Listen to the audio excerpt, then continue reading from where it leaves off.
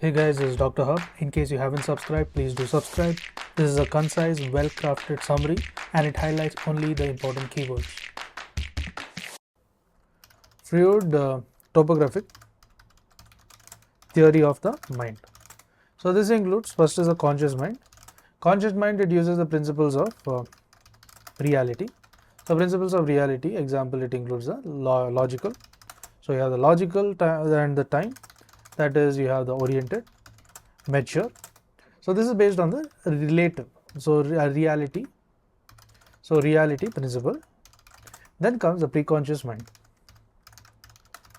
So under the preconscious mind, it contains the memory and that are not immediately available. So not immediately available and but can easily become conscious. So it can easily become conscious with the focusing the attention.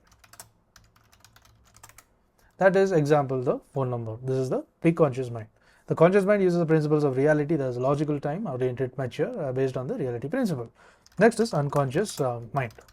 Unconscious mind, this component of the mind, it contains the repressed ideas.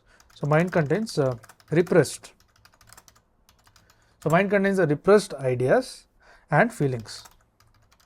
Repressed ideas and feeling, it uses the primary process thinking. So it includes the primary process thinking, that is you have unorganized as well as it is non-logical. To learn and grow daily like this, please do subscribe.